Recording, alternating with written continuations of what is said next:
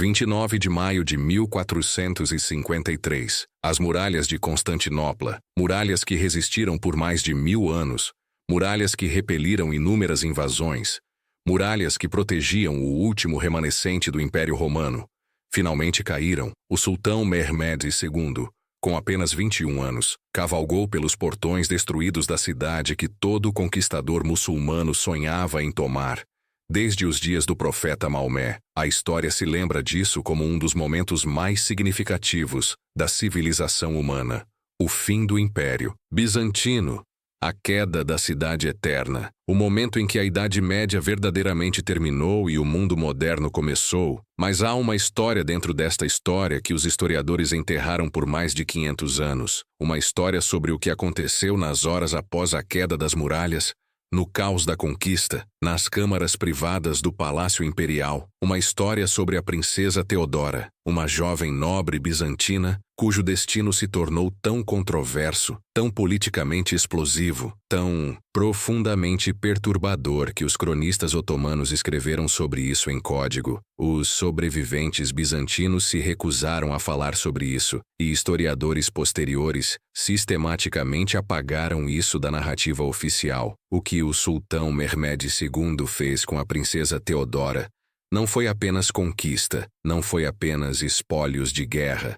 Foi algo que assombraria o sultão pelo resto de sua vida. Algo que mudaria o curso da política otomana em relação à nobreza cristã. Algo tão sombrio que, quando a verdade finalmente emergiu séculos depois, desafiou tudo o que pensávamos saber sobre o conquistador iluminado, que supostamente tratava os cristãos derrotados com honra e respeito. Esta é aquela história, e uma vez que você a ouvir, você entenderá por que ela foi escondida por mais de 500 anos. Antes de mergulharmos nesta história, e confie em mim, você precisa ouvir cada detalhe porque a verdade é muito mais complexa e perturbadora do que você pode imaginar. Preciso que você faça 3 coisas. Agora, primeiro, aperte o botão de curtir. Este vídeo levou meses de pesquisa, traduzindo fontes em turco otomano, consultando historiadores bizantinos e juntando fragmentos que foram deliberadamente espalhados por diferentes arquivos para esconder a verdade. Sua curtida diz ao YouTube que este conteúdo importa. Segundo,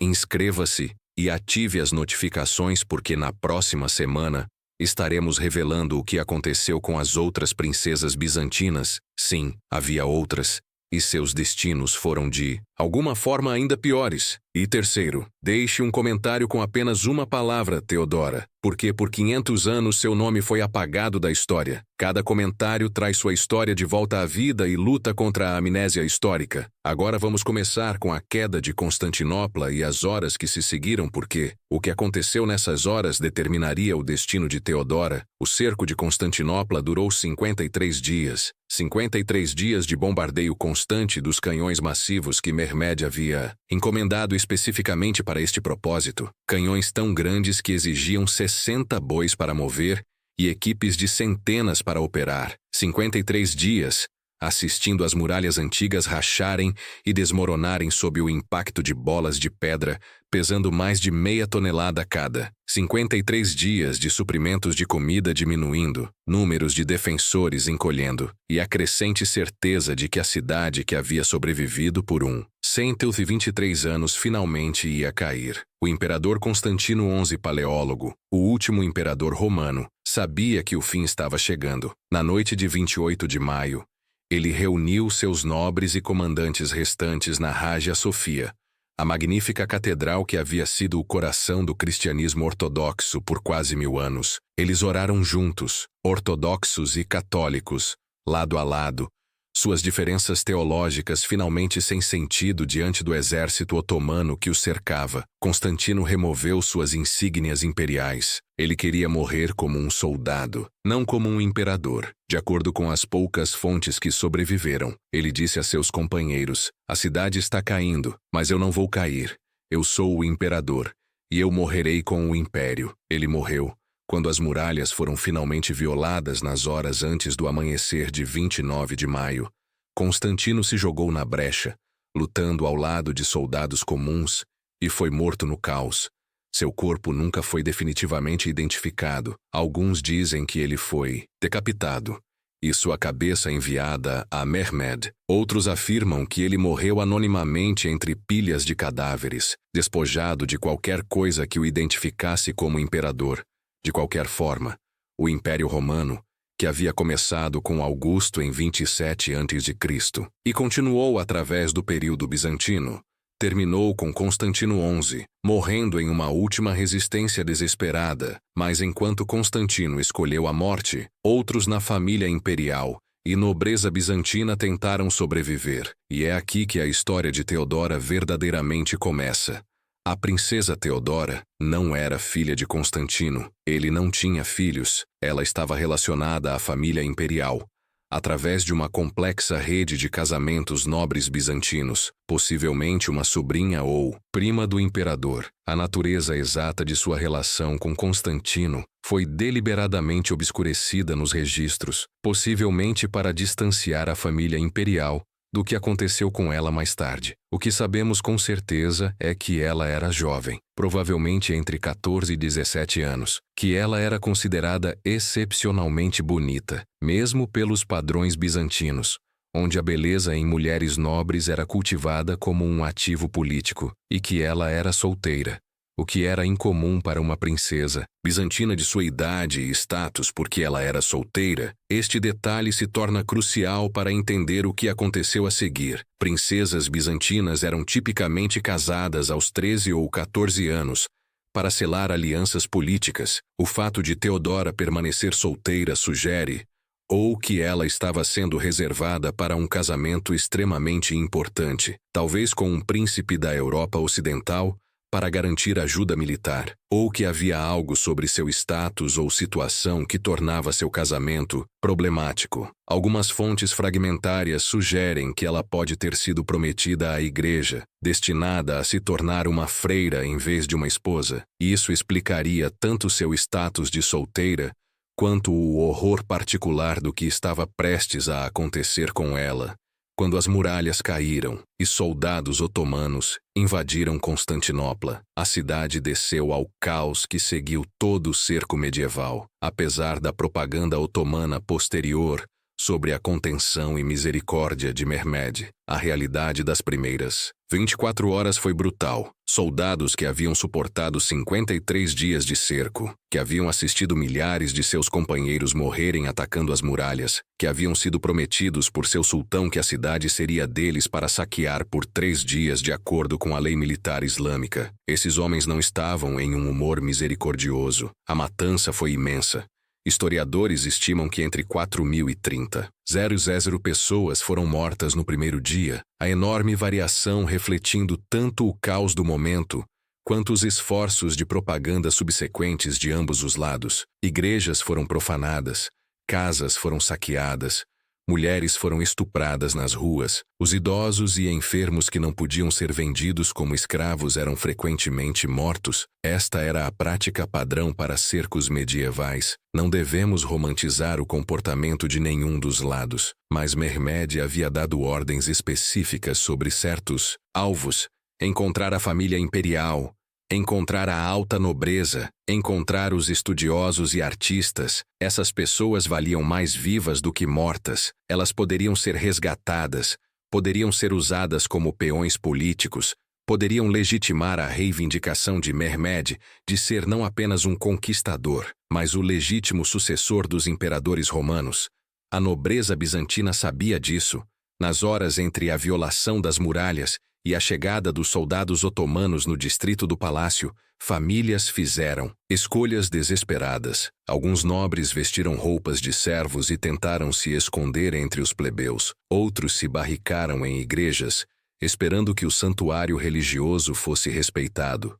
Não foi. Ainda outros tentaram fugir através de passagens secretas ou de barco. Embora a marinha otomana controlasse as aproximações marítimas, o complexo do Palácio Imperial era vasto, uma cidade dentro da cidade com múltiplos edifícios, jardins, igrejas e câmaras secretas acumuladas ao longo de séculos de governo bizantino.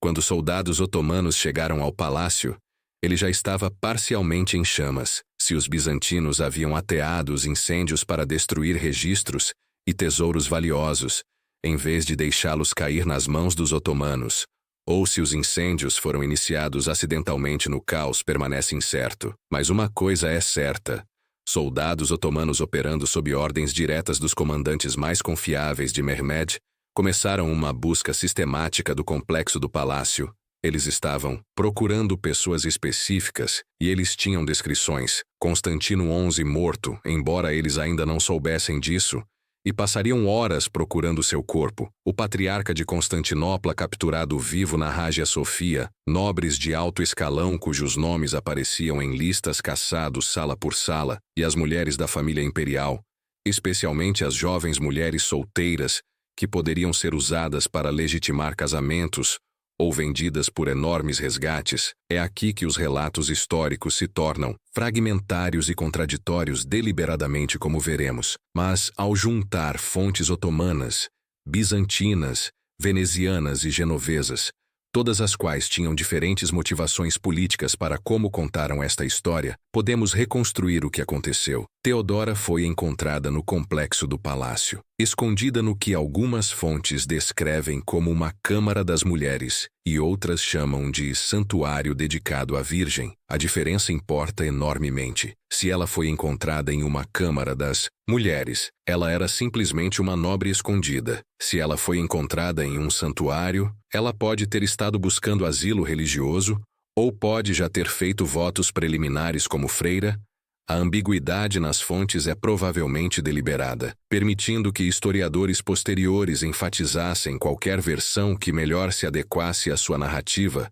Sobre o que aconteceu a seguir, ela foi encontrada por janízaros, membros do corpo de infantaria de elite do sultão, meninos cristãos que haviam sido tirados de suas famílias quando crianças, convertidos ao Islã e criados como soldados fanaticamente leais. Os janízaros tinham uma relação complicada com suas origens cristãs, e seu comportamento em relação a cativos cristãos poderia variar de misericórdia inesperada. Eles às vezes poupavam pessoas de seus próprios grupos étnicos à crueldade extrema, talvez compensando excessivamente por suas origens cristãs, sendo mais zelosamente muçulmanos do que o necessário. Os janízaros, que encontraram Teodora, reconheceram imediatamente que ela era de nascimento nobre. Suas roupas, seu porte, a qualidade de seu entorno deixavam isso óbvio, e de acordo com múltiplas fontes, ela era impressionantemente bonita. Na cultura bizantina, a beleza nobre era cuidadosamente cultivada. Dieta, roupas, cosméticos e cuidados pessoais criavam uma aparência distinta,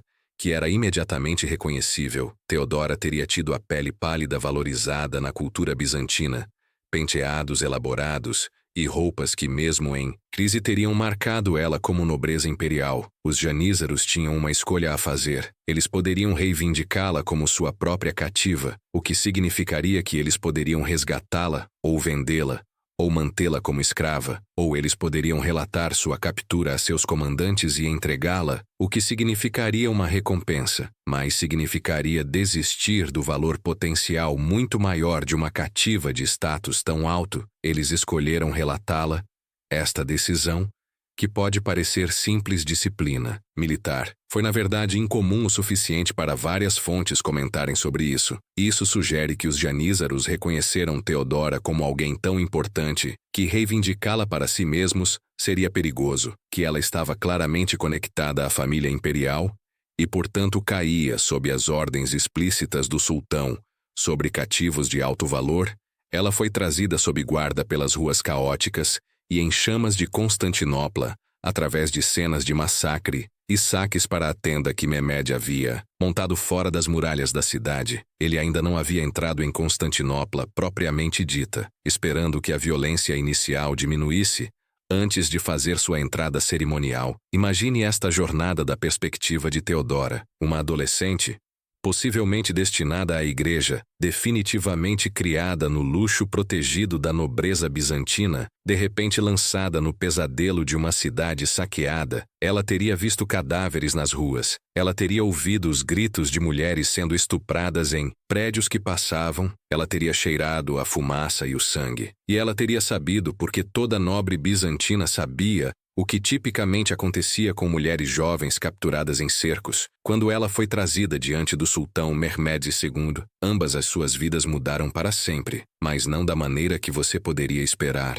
não da maneira que as versões romantizadas desta história sugerem. O que aconteceu a seguir foi muito mais complexo, muito mais perturbador e muito mais revelador sobre poder, desejo e as escolhas impossíveis enfrentadas por povos conquistados. O sultão Mehmed II tinha 21 anos quando Constantinopla caiu, a mesma idade que Alexandre o Grande tinha quando começou sua conquista da Pérsia. Esta comparação não foi acidental. Mehmed deliberadamente se modelou em Alexandre, estudando as campanhas do antigo conquistador e até visitando seu túmulo em Alexandria. Mas Mehmed tinha algo que Alexandre nunca alcançou: a conquista de Constantinopla, a cidade que havia repelido cercos árabes, ataques de cruzados e inúmeros outros assaltos por mais de 1000 anos. Por todos os relatos, Mehmed era brilhante, fluente em turco-otomano, árabe, persa, grego e latim, profundamente educado em teologia islâmica, história romana e humanismo renascentista, pessoalmente comandando campanhas militares, enquanto também encomendava artistas italianos e estudiosos bizantinos para embelezar sua corte. Ele também era, pelos padrões de seu tempo, notavelmente tolerante. Após os 3 dias iniciais de pilhagem que a lei militar islâmica permitia, ele interromperia a destruição de Constantinopla, protegeria gregos sobreviventes, permitiria que cristãos praticassem sua religião e até nomearia um novo patriarca de Constantinopla com autonomia significativa. Esta imagem de conquistador iluminado dominou relatos históricos de Mehmed por séculos, mas havia outro lado de Mehmed, um que foi cuidadosamente obscurecido em histórias otomanas oficiais, mas que emerge em fontes mais fragmentárias. Ele tinha paixões intensas e obsessivas que às vezes anulavam seu julgamento político. E quando a princesa Teodora foi trazida diante dele, algo aconteceu que se tornaria um dos episódios mais controversos de todo o seu reinado. A conversa exata entre Mehmed e Teodora é desconhecida. Nenhuma transcrição existe, e tanto fontes otomanas quanto bizantinas fornecem apenas relatos fragmentários e contraditórios, mas sabemos que várias coisas aconteceram durante este encontro inicial. Primeiro, Mehmed ordenou que todos os outros deixassem sua tenda, exceto seu tradutor mais confiável e guarda-costas. Isso foi incomum. Tipicamente, cativos de alto valor seriam questionados na presença de múltiplos conselheiros e oficiais, tanto para testemunhar suas declarações quanto para proteger o sultão de acusações de impropriedade. O fato de Mehmed ter esvaziado a tenda sugere que ele queria privacidade por razões que seus conselheiros teriam achado problemáticas. Segundo, a reunião durou um tempo incomumente longo. As fontes variam de várias horas a maior parte do dia e noite. Para contexto, Mehmed estava no meio de consolidar sua conquista da cidade indiscutivelmente mais importante do mundo mediterrâneo. Ele tinha decisões militares a tomar, arranjos políticos a finalizar, uma cidade cheia de soldados e cativos para controlar. O fato de ele ter passado horas com uma única cativa sugere que algo incomum estava acontecendo. Terceiro, quando Teodora finalmente emergiu da tenda, ela foi escoltada não para os currais de escravos onde outros cativos estavam sendo mantidos, e não para as áreas vigiadas onde prisioneiros de alto escalão para resgate eram mantidos, mas para uma tenda separada especialmente guardada com móveis que as fontes descrevem como adequados para uma mulher de qualidade. Ela foi tratada, em outras palavras, como algo entre uma refém e uma convidada, um status que não fazia sentido dada sua posição como uma inimiga derrotada. O que aconteceu naquela tenda? Aqui é onde temos que cuidadosamente peneirar através de fontes que todas têm eixos políticos para moer. As histórias oficiais otomanas escritas para glorificar Mehmed sugerem que ele ficou impressionado com a beleza e dignidade de Teodora, que ele a questionou sobre a família imperial, e que ele decidiu tratá-la com a honra devida à nobreza bizantina como parte de sua política de conciliação com seus novos súditos cristãos. A história nestes relatos termina aí. Teodora desaparece da narrativa, presumivelmente retornada à sua família ou permitida a se retirar para um convento ou algo similarmente arrumado. As fontes de refugiados bizantinos, relatos escritos por estudiosos e nobres gregos que fugiram de Constantinopla e se estabeleceram na Itália ou outras partes da Europa Ocidental, contam uma história muito diferente. Nestes relatos, Mehmed se tornou sexualmente obcecado com Teodora desde o momento em que a viu. Ele ofereceu a ela incentivos incríveis. Ela poderia se tornar sua esposa com honras iguais às suas esposas muçulmanas. Ela poderia manter sua fé cristã. Sua família seria protegida e elevada a altas posições no Estado otomano. Ela teria riqueza e poder, além de qualquer coisa que o declinante Império Bizantino poderia ter lhe oferecido. Tudo o que ela tinha que fazer era consentir em casar com ele. De acordo com essas fontes, Teodora recusou. Ela era uma princesa cristã, possivelmente já prometida à igreja, certamente criada em uma cultura onde casamento com um muçulmano era considerado apostasia. Ela preferiria morrer do que casar com o homem que havia destruído sua cidade e matado seu imperador. Mas Mehmed não a matou. E é aqui que a história se torna muito mais sombria. Um terceiro conjunto de fontes, relatos de mercadores venezianos e genoveses, que tinham o benefício de serem escritos por observadores neutros com interesses comerciais, tanto em territórios cristãos quanto otomanos, sugerem algo que nem a glorificação otomana nem as narrativas de vitimização bizantina capturam. O que aconteceu entre Mehmed e Teodora não foi nem simples romance nem simples estupro. Foi algo mais psicologicamente complexo e perturbador. De acordo com esses relatos, Mehmed se tornou obcecado em converter Teodora, não apenas ao Islã, mas à aceitação voluntária de sua situação. Ele a via como o símbolo supremo de sua conquista. Se a princesa de Constantinopla o escolhesse, isso legitimaria seu governo mais do que qualquer vitória militar. Ele queria o consentimento dela, sua submissão voluntária, porque a conformidade forçada não alcançaria seus objetivos psicológicos e políticos. Então, ele a manteve em limbo. Ela não foi libertada, mas ela não foi aprisionada no sentido tradicional. Ela não foi estuprada, pelo menos não inicialmente, mas ela não estava segura. Ela foi mantida em apartamentos confortáveis, recebeu servos, foi provida com tudo exceto liberdade, e Mehmed a visitava frequentemente, às vezes diariamente. De acordo com algumas fontes, o que aconteceu durante essas visitas, as fontes usam linguagem codificada. Ele pressionou seu pedido, ele implorou sua causa, ele tentou persuadi-la com promessas e ameaças alternando. Lendo nas entrelinhas, parece que Mehmed se engajou em uma campanha sustentada de pressão psicológica, alternando entre promessas do que ele lhe daria se ela consentisse em casar com ele, e ameaças implícitas sobre o que aconteceria se ela continuasse a recusar. Isso continuou por semanas, enquanto Mehmed estava organizando a administração de sua nova capital, nomeando oficiais otomanos, realocando famílias turcas em Constantinopla, transformando a Hagia Sofia em uma mesquita. Enquanto ele estava fazendo todas essas tarefas historicamente mundiais, ele também estava engajado nesta obsessão privada com uma princesa bizantina adolescente que se recusava a ceder a ele. Seus conselheiros estavam perturbados. Isso emerge claramente de múltiplas fontes. O grão-vizir Halil Pasha, um dos conselheiros mais importantes de Mehmed, supostamente advertiu o sultão que sua obsessão com uma cativa cristã estava causando escândalo e minando sua autoridade. Outros conselheiros apontaram que Mehmed tinha acesso às mulheres mais bonitas do mundo através de seu harém. Por que arriscar complicações políticas por causa desta única garota? Mas a obsessão de Mehmed intensificou em vez de diminuir, e este é o ponto onde as fontes se tornam mais contraditórias e problemáticas, porque o que aconteceu a seguir foi tão controverso que as autoridades otomanas passaram séculos suprimindo detalhes.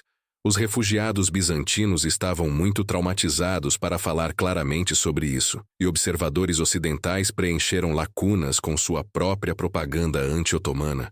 O que podemos dizer com certeza é que, em algum momento, provavelmente 2 a 3 meses após a queda de Constantinopla, o status de Teodora mudou dramaticamente. Ela desapareceu de seus apartamentos confortáveis. Algumas fontes dizem que ela foi movida para o harém no palácio de Topkapi. Outros dizem que ela foi movida para um local secreto fora de Constantinopla. Ainda outros sugerem sombriamente que ela foi dada a um dos oficiais ou aliados de Mehmed. E então, de acordo com múltiplas fontes independentes, algo aconteceu que causou uma crise na corte de Mehmed. Os detalhes são enlouquecedoramente vagos. Fontes referem-se a um incidente, uma tragédia, uma ocorrência infeliz, mas as consequências foram claras. O comportamento de Mehmed mudou dramaticamente. Ele parou de falar sobre Teodora. Seus conselheiros pararam de se preocupar com sua obsessão por ela. E Teodora ela mesma desapareceu do registro histórico inteiramente. Por mais de 500 anos, é aqui que a história terminou. Na maioria dos relatos históricos, Teodora foi capturada. Mehmed estava interessado nela por um tempo. Então algo aconteceu e ela desapareceu. Fim. Mas no século XX, historiadores começaram a encontrar fragmentos do que realmente aconteceu, pedaços espalhados de evidência que os censores otomanos haviam perdido, que refugiados bizantinos haviam escondido em passagens codificadas, que espiões venezianos haviam relatado em cartas criptografadas. Quando você monta esses fragmentos, uma imagem emerge que é muito mais perturbadora do que tanto a versão romantizada. Mehmed se apaixonou, quanto a versão simplista ela foi estuprada e morta. A verdade é mais sombria, porque é mais humana, mais psicologicamente complexa e mais reveladora sobre as posições impossíveis que mulheres conquistadas enfrentaram na guerra medieval. Em 1923, quase 470 anos após a queda de Constantinopla, um historiador turco chamado Halil İnalcık descobriu um manuscrito danificado nos arquivos otomanos em Istambul. Era um diário privado mantido por um médico da corte durante o reinado de Mehmed II, não uma crônica oficial destinada ao consumo público, mas notas pessoais sobre a saúde do sultão e as condições médicas que ele tratou entre os habitantes do palácio. Uma seção deste diário, muito danificada pela água e com várias páginas faltando, descreveu o tratamento de uma jovem mulher no final de 1453 ou início de 1454. A mulher é identificada apenas como a cativa bizantina, mas o contexto deixa claro que esta era Teodora. O médico a descreve como sofrendo de melancolia e recusa de comida, e observa que ela tinha contusões consistentes com restrição e outros sintomas físicos que historiadores médicos modernos interpretam como sinais de trauma psicológico severo. Mais assustadoramente, o médico observa que ele estava tratando-a por lesões de atenção forçada e que ela estava grávida. Este fragmento, combinado com outras peças de evidência que emergiram ao longo do século XX, nos permite reconstruir o que provavelmente aconteceu com a princesa Teodora. Embora devamos estar claros que certeza absoluta é impossível dada a natureza fragmentária das fontes e os séculos de supressão deliberada. Após semanas ou meses resistindo à pressão de Mehmed para casar com ele voluntariamente, a situação de Teodora tornou-se insustentável. A paciência de Mehmed se esgotou, ou seus conselheiros o pressionaram para resolver a situação, ou talvez sua obsessão psicológica transformou-se em algo mais sombrio. Em algum momento, o consentimento deixou de ser algo que ele buscava e tornou-se algo que ele simplesmente tomou. Teodora foi estuprada. Se este foi um único assalto ou ataques repetidos ao longo do tempo, as fontes não deixam claro, mas o que se seguiu está documentado em múltiplas fontes. Ela ficou grávida. Isso criou um enorme problema político. Se Teodora tivesse concordado em casar com Mehmed e convertido ao Islã, uma gravidez teria sido celebrada. Teria produzido um herdeiro com sangue real tanto otomano quanto bizantino, o símbolo supremo da sucessão legítima de Mehmed ao Império Romano. Mas uma gravidez de um estupro de uma princesa cristã não convertida, isso era um escândalo que ameaçava tudo o que Mehmed estava tentando realizar politicamente. Seu objetivo ao conquistar Constantinopla não era apenas militar, era ser aceito como o legítimo herdeiro do legado imperial romano. Ele queria ser visto não como um invasor estrangeiro, mas como o novo imperador romano que por acaso era muçulmano. Ele já havia começado a se intitular Kaiser e César de Roma. Em documentos oficiais, ele estava preservando igrejas cristãs, protegendo o patriarca grego, permitindo que cristãos praticassem sua religião. Toda a sua estratégia política dependia de ser visto como um governante legítimo, até mesmo misericordioso. Um escândalo envolvendo o estupro e gravidez forçada de uma princesa bizantina destruiria completamente essa narrativa. Então, de acordo com os fragmentos que podemos juntar, uma decisão foi tomada. Teodora seria removida de Constantinopla inteiramente. Ela seria escondida em algum lugar onde a gravidez pudesse ser ocultada e a criança tratada discretamente. E então, depois que tudo fosse resolvido, ela simplesmente desapareceria da história. Múltiplas fontes sugerem para onde ela foi enviada. O relatório de um mercador veneziano de 1454 menciona ouvir sobre uma mulher grega de nascimento nobre, sendo mantida em uma propriedade remota na Anatólia. Uma crônica de refugiados bizantinos menciona rumores de uma princesa que havia tomado o véu em um local distante, possivelmente código para estar aprisionada. Um documento administrativo otomano faz referência a pagamentos a uma casa em Bursa para manutenção de uma convidada especial com quantias que sugerem alguém de alto status. O que aconteceu com a gravidez é aqui que as fontes se tornam mais sombrias e mais incertas. O diário do médico da corte se interrompe antes de fornecer qualquer conclusão, mas outras evidências fragmentárias sugerem várias possibilidades, todas elas sombrias. Um relato de um monge grego escrevendo décadas depois afirma que Teodora morreu no parto e o bebê morreu com ela, uma conclusão que teria sido conveniente para todos tentando suprimir o escândalo. Outra fonte, uma carta de um agente de inteligência veneziano, sugere que a gravidez foi interrompida seja através dos métodos de aborto crudos disponíveis no século XV, ou através de aborto espontâneo induzido. A carta observa cripticamente que o problema bizantino foi resolvido através de meios médicos. Uma terceira possibilidade sugerida em fontes otomanas é que Teodora deu à luz, mas a criança foi imediatamente tirada dela e, ou morta, ou dada a uma família distante para criar na obscuridade. Nesta versão, Teodora sobreviveu ao parto, mas foi mantida aprisionada depois para garantir seu silêncio. E há uma quarta possibilidade que alguns historiadores propuseram, com base em evidências fragmentárias de que Teodora conseguiu escapar. Há relatos não confirmados de uma mulher correspondendo à sua descrição aparecendo na Itália no final da década de 1450, sendo abrigada por comunidades de refugiados gregos. Mas esses relatos são tão vagos e não verificáveis que a maioria dos historiadores os descarta como pensamento positivo. O que sabemos com certeza é que por volta de 1455, Teodora havia desaparecido completamente de todos os registros. Ela nunca é mencionada novamente em nenhum documento sobrevivente, otomano, bizantino ou ocidental. É como se ela nunca tivesse existido. E esse apagamento foi deliberado. Histórias oficiais otomanas não fazem menção dela de forma alguma. As crônicas de refugiados bizantinos que inicialmente mencionaram sua captura, gradualmente pararam, incluindo-a em versões posteriores. Copistas sistematicamente removeram referências a ela, sugerindo censura organizada. Fontes da Europa Ocidental que haviam mencionado o escândalo na década de 1450 foram posteriormente revisadas ou corrigidas em edições subsequentes. Por que uma supressão tão completa? Porque a história de Teodora minou a narrativa preferida de todos. Para os otomanos, ela contradizia a imagem de Mehmed como um governante iluminado e autocontrolado, e levantava questões desconfortáveis sobre como ele tratava os cristãos conquistados. Para os bizantinos, era um lembrete humilhante de sua derrota e impotência.